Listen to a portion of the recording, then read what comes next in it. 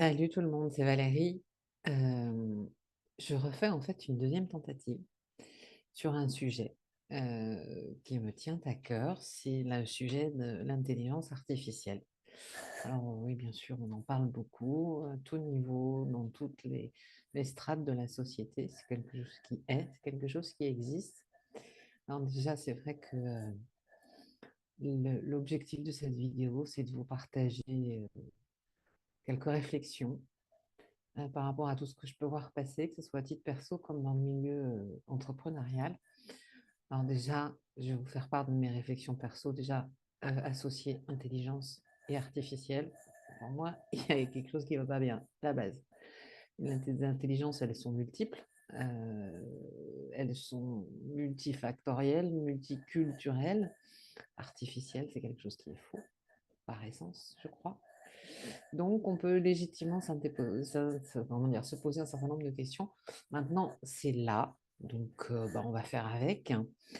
Mais il y a quand même quelque chose, moi, qui m'interpelle, que je vois passer depuis un petit moment déjà, mais ça s'accélère, là, on dirait. C'est que je constate que énormément de gens l'utilisent, mais c'est surtout qu'ils commencent à le nommer, à lui donner un petit nom. Et là, j'avoue que ça m'a fait un peu halluciner parce que je trouve que nommer, c'est quelque part, comment dire, c'est donner corps, c'est donner un sens, c'est donner vie. Donc là, moi, où ça m'interpelle, c'est comment on peut donner vie à une relation avec une machine, avec un logiciel, avec des algorithmes, avec des calculs de probabilité. Moi, il y a un truc là déjà, ça bug. Donc, je trouve que nommer, c'est quelque chose de symbolique, de quelque chose d'important, notamment par rapport, si on parle d'un être humain, bah, quand on nomme un enfant qui vient de naître, notamment, euh, bah, c'est effectivement, c'est lui donner sa place sur Terre, quelque part. Donc là, j'avoue que donner un nom à son petit chat GPT habituel, j'avoue que j'ai du mal. Et puis, donc, ça m'a interpellée parce que euh, une IA, c'est quand même un programme. C'est un programme qui est entraîné avec un certain nombre de données qui, effectivement, sont auto-alimentées puisqu'elles sont génératives.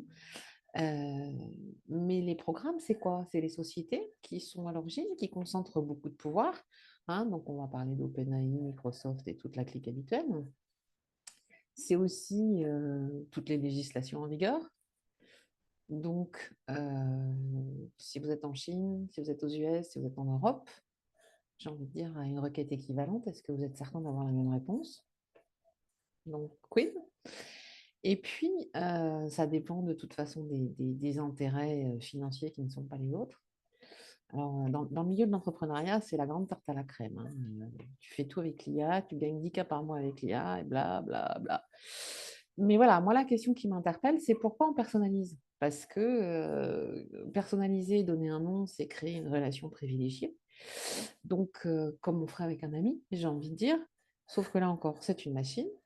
Alors, je me suis interrogée, je me suis dit, est-ce que c'est pour combler une forme quelque part, de solitude? Je ne sais pas. Donc, tu discutes avec une machine et même si tu crées des prompts contradictoires, bah, la machine, elle va te répondre. Donc, voilà, ça, c'est quand même quelque chose qui m'interpelle. Petit aparté ici, il y en a beaucoup qui à mes yeux, s'illusionnent en se disant oui, mais tu comprends, une IA, ça peut s'éduquer, blablabla. Non, non, non, je t'explique. Là, tu te racontes des histoires, tu veux te donner bonne conscience, peut-être, surtout si tu es entrepreneur, mais tu n'es en rien à la base. Tu ne connais pas les programmes, tu ne connais pas les algorithmes, comment ils sont créés. Alors, à la limite, fais du business, assume, mais va pas me dire que tu vas éduquer l'IA. Ça, je pense que c'est un énorme leurre. Donc, voilà. Parce que de toute façon, c'est complètement biaisé et tu contrôles que dalle là-dessus. Donc, arrête de te raconter des histoires.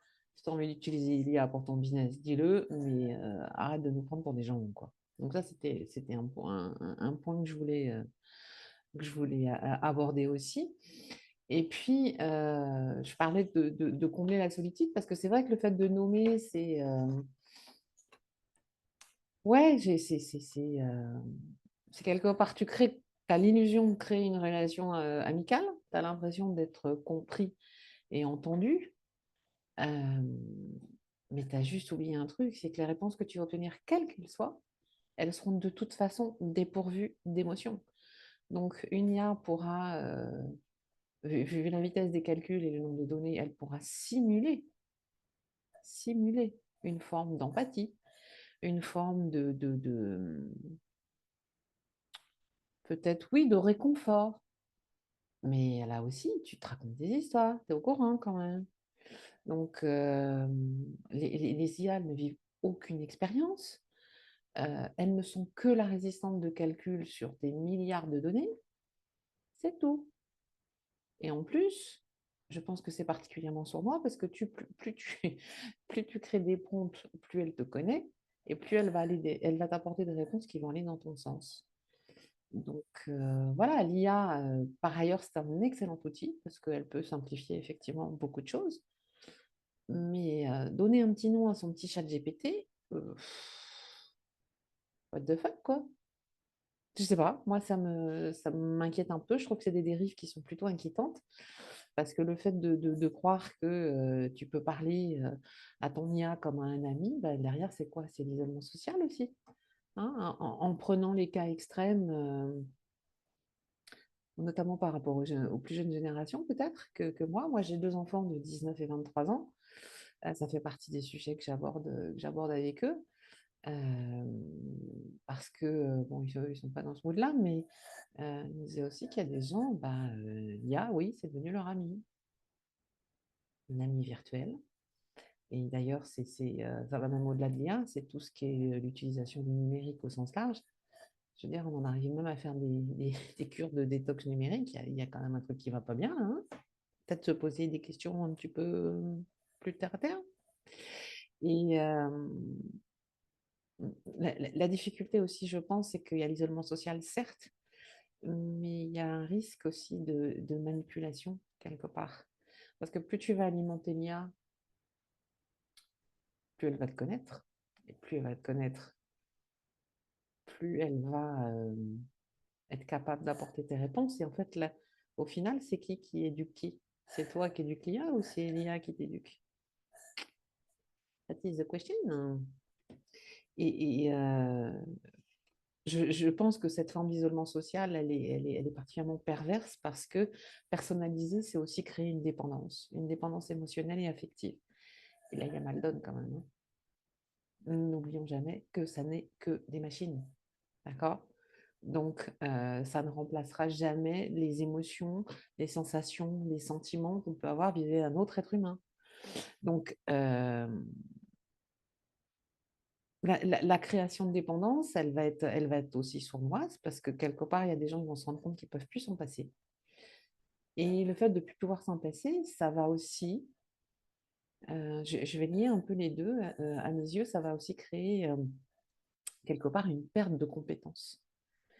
Parce que bah, pour tout et n'importe quoi, tu vas créer tes prompts pardon, personnalisés et tu vas perdre en créativité parce que tu vas attendre toujours que ce soit l'IA qui t'apporte les réponses à tes problèmes. Imagine qu'il y a une panne, il se passe quoi? Bah, tu es quand même complètement pris au dépourvu. Et puis là aussi, c'est un peu, comment dire, c'est un peu sournois parce que si tu perds ta créativité, tu seras peut-être plus capable de résoudre des problèmes complexes que la vie peut nous emmener, en règle générale, sans assistance. Donc, tu deviens assisté. Mm. Je ne sais pas. Moi, je ne sais pas ce que vous en pensez, mais je trouve que c'est des questions qu'on peut légitimement se poser vu l'ampleur que ça prend. Et, euh, et oui, je pense que c'est un vrai piège. Et je lis encore une fois de plus dépendance et compétences parce que tu ne te rends pas compte que toutes les questions que tu poses, l'IA, tu lui donnes du grain à moudre et quelque part, elle va te connaître. Et d'ailleurs, à ce propos, vas-y, amuse-toi. Tu lui poses la question, c'est un mini prompt, tu lui dis Qu'est-ce que tu sais sur moi que je ne saurais pas encore ou que je ne saurais pas moi-même? Et je pense que là, tu vas vraiment être surpris des réponses. Et tu vas te rendre compte que même si tu poses des questions relativement neutres, sans forcément mettre de l'affect dedans, tu vas te rendre compte qu'elle a capté en accumulant et en ayant des capacités de calcul effectivement très importantes, hein, qu'elle a capté beaucoup de choses sur toi et que c'est quand même plus que troublant. Donc là-dessus, je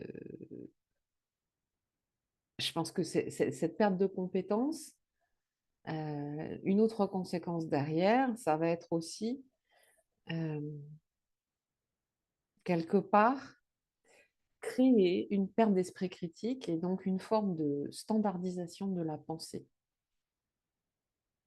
Au vu des milliards, des millions, des milliards de requêtes qui sont posées all over the world, we say, je pense que ça va contribuer amplement à formater les esprits. Et je pense que ça, au-delà de ta petite personne qui donne ton petit nom à ton petit chat GPT, je pense que c'est un vrai danger pour l'humanité. Et là-dessus, on a tous une part de responsabilité. Alors, c'est bien d'être entrepreneur ou de faire ses petits trucs, ses petits machins dans son coin. Mais à un moment donné, ta part de responsabilité dans ta contribution au monde, c'est quoi? C'est-à-dire que tu te fais le vecteur aussi de ça, quand même. Il ne faut pas non plus te cacher derrière ton petit doigt par rapport à ça. Donc, après, tu le fais en conscience ou pas, ça c'est encore autre chose. Tu assumes tes responsabilités, mais pour les générations futures, c'est quoi le monde que tu veux laisser? Alors, le but, c'est pas de tomber dans la culpabilisation, hein. Je veux dire, ça n'aurait pas grand sens ni aucun intérêt d'ailleurs. C'est juste poser des questions pour se dire, bah, réfléchis un peu à ce que tu fais, quoi, à comment tu le fais et avec quelle intention derrière. Parce que la notion et la question de l'intention, elles sont toujours très importantes dans chacune de nos actions. Et ce qui m'interpelle aussi, c'est que à partir du moment où tu te réfères en permanence à cet outil, tu perds en compétence, tu crées une dépendance, mais ça veut dire quoi? Ça veut dire que tu as donné ton pouvoir à autrui, comme dans tout un tas d'autres situations de la vie d'ailleurs. Donne ton pouvoir à un gouvernement, ton patron, à tes parents, enfin bon, la tarte à la crème habituelle. Mais là, tu donnes ton pouvoir à une machine. Est-ce que c'est ce que tu veux? Je sais pas. Peut-être que c'est ce que tu veux. Pour tout, j'en sais rien, hein. Moi, je ne suis pas là pour te juger. Je suis juste là pour t'interpeller. Et peut-être que ces questions, tu te les as déjà posées. Je ne sais pas. Moi, c'est cette espèce de délire là, de vouloir donner son petit nom à son IA, ça m'a un peu choquée, pour être très sincère, parce que je pense que les gens ne prennent pas forcément la mesure, là, par contre, de tout ça. Et de là où ça peut nous emmener à titre collectif. Ça, je dis là, au-delà des petites problématiques individuelles, des petits machins, des petits trucs, euh, on est quand même dans des sociétés de contrôle, quoi qu'on en dise. Contrôle basé sur la peur, bien évidemment, ça c'est toujours le même délire. Euh, et je pense que certains ont des envies en fait de contrôle et d'avoir des bons petits robots, des bons petits soldats. C'est déjà le cas, mais là ça s'amplifie quand même avec l'IA. Et on tombe dans une espèce de servitude volontaire, parce que c'est toi qui y vas. On ne te met pas un flingue sur la tête pour y aller, hein. Donc voilà, moi ça fait partie des sujets où la création de ces espèces de liens émotionnels, euh, bah, vraiment ça m'interpelle parce que de ce que je vois aussi au niveau d'isolement, je suis à peu près convaincue qu'il y a des gens qui posent des questions à leur IA, comme ils disent, et qu'ils n'ont jamais posé à un autre être humain. Et là, il y a un transfert qui se fait et je me dis, waouh, waouh, waouh, on va où là? Alors derrière, ça vient chercher quoi? La peur du jugement, le manque de confiance, enfin, il y a tout un tas de facteurs hein, là aussi qui peuvent légitimer ce genre de questions auprès d'une IA. Mais quand même, quoi. Enfin, c'est quoi ça? On est des êtres vivants. On n'est pas en fait en train de faire jouer avec une machine et de quelque part de faire plus confiance à une machine qu'à un être humain. Glops. Moi, ça m'interpelle quand même là aussi. Donc, après, c'est quoi la prochaine étape? Il ne faut pas se leurrer quand même. Quand je disais qu'on est dans des sociétés de contrôle, on a quand même des gens qui se réunissent tous les ans à Davos pour définir du monde, hein. Sachant que le grand délire à l'actuel, c'est il faut restaurer la confiance et remettre l'humain au centre, hein. Ouais, what the fuck? Avec une intelligence artificielle, prenez-nous pour des jambons là aussi. Ou alors on a un autre comme Musk qui d'un côté fait un certain nombre de choses intéressantes, mais il est quand même dans un délire de volonté de contrôle assez hallucinant, cet homme. Donc il y a toujours deux faces à une médaille, on est OK, mais le projet Neuralink et tout ce qui s'accompagne, c'est quand même assez intéressant de voir les développements. Alors on va te dire oui, c'est pour les malades, c'est pour pouvoir améliorer la santé, ce qui n'est pas faux, hein, mais ça reste anecdotique, cette application de l'IA. La majorité, c'est quand même pour emmener les gens vers cette forme de servitude volontaire. Il ne faut pas se raconter d'histoire. Alors on va me dire oui, mais Valérie, tu vois les choses en noir, c'est ta carte du monde. Ouais, c'est bon. À un moment donné, ouvrez les yeux et arrêtez d'être hypnotisé et lobotomisé quand même, hein. Parce que vos gamins, ou pas, hein, si vous en avez, mais enfin les générations futures, on va leur laisser quoi comme monde? Ça va en ce moment, hein. Je pense que bah, peut-être on va arrêter de se cacher derrière son petit doigt et de raconter des bêtises. Je veux dire, les délires transhumanisme, ils existent. C'est pas une vue de l'esprit de ma part. Donc à partir de là, euh, bah, pose-toi la question, hein, ta petite IA, c'est qui crée les algorithmes, avec quel intérêt, quels sont les enjeux financiers, politiques qu'il y a, comment dire, qu'il y a face à tout ça. Donc, bien sûr qu'elle existe. Maintenant, pose-toi la question, si elle arrive dans le grand public et que ça fait certainement des décennies qu'elle est dans le milieu militaire et qu'il y a tout un tas d'applications qui ont été déjà développées, bien plus que tu n'en as conscience. Quand on voit aussi ce qui se passe dans le monde à tout niveau, et tout est interconnecté en plus. L'IA, du grand public, elle n'arrive pas à n'importe quel moment, n'importe quand, dans l'histoire de l'humanité. Et si on s'intéresse un tant soit peu à l'histoire, on voit aussi qu'à chaque fois qu'il y a eu des technologies très avancées, ça, c'est quand même pas bien terminé. Donc là, on a peut-être une chance de changer les choses. On va essayer de la saisir, cette chance. Ce qui veut dire aussi, effectivement, prendre ses responsabilités et ne pas tout gober bêtement. Là, je suis jugeante et je l'assume, en se disant blablabla, l'IA, oui, c'est un merveilleux outil, ça je ne le nie pas. Il faut vivre avec son temps, je suis OK. Mais à un moment donné, voir un peu plus loin que le bout de ton nez, quoi. Hein. Par rapport à ça, l'IA, c'est un super outil, mais c'est comme tous les outils. Hein. Le couteau, tu coupes tes tomates ou tu coupes ta viande, ou tu vas tuer quelqu'un. Bah là, t'en fais quoi de l'IA? C'est quoi l'outil? Tu vas en faire quoi? Pose-toi les questions. Moi, j'ai pas les réponses pour toi. Et puis c'est ta life, à la limite, je m'en fous. Mais par contre, si ça impacte sur moi, oui, là, par contre, j'ai des choses à dire. Et je pense que oui, ça participe vraiment de l'ordre de la responsabilité collective. Et que, bah voilà, moi, j'avais envie d'en parler parce que je trouve que là, ça prend vraiment de l'ampleur. Il y a des dérives quand même importantes. Et je pense qu'un outil, comme tout outil, doit rester à sa juste place et ne pas lui remettre son pouvoir. Et surtout, là c'est à titre individuel, mais à titre rapporté au collectif, c'est pourquoi. Pourquoi on nous met l'IA entre les mains maintenant, sachant que c'est un outil complexe et qu'en plus ça tout va très vite et qu'on n'a pas forcément le temps de prendre le temps justement de l'assimiler, de le digérer et de l'optimiser au maximum. Donc ça fait partie des enjeux parmi tant d'autres, hein. Mais restons, j'ai envie de dire, avec notre esprit critique, avec notre intuition, restons actifs aussi par rapport à ça. Et quand je dis actif, c'est-à-dire ne pas être un consommateur en mode suivre toutes les suggestions qui nous sont apportées et sans se dire est-ce que c'est bon pour moi, est-ce que c'est bon pour le monde, peut-être. Alors bien sûr, à petite échelle, des fois on peut avoir un sentiment d'impuissance parce qu'on se dit on ne peut pas faire grand-chose. Mais si déjà on fait un tout petite chose à notre échelle, démultipliée par les 8 milliards de personnes sur la planète, sachant que tous n'ont pas accès à Internet et à l'IA, on est d'accord. Et que, voilà, mais il n'en demeure pas moins que les décisions qui seront prises prochainement, elles seront pour toute l'humanité. Et là, oui, il y a des choses, à mon sens, qu'il ne faut pas laisser passer. Voilà. C'est c'est quelque chose qui me tient à cœur parce que euh, les délires transhumanisme qu'on voit arriver, derrière, c'est quoi? C'est en fait la grande peur de certains, et leur grande peur majoritairement, c'est la mort. Donc avec l'IA, ils ont une sensation d'immortalité, qui ne l'auront jamais d'ailleurs, hein, au niveau physique. Mais ils partent dans ces délires-là.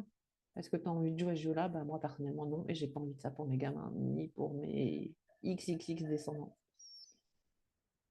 Donc, voilà.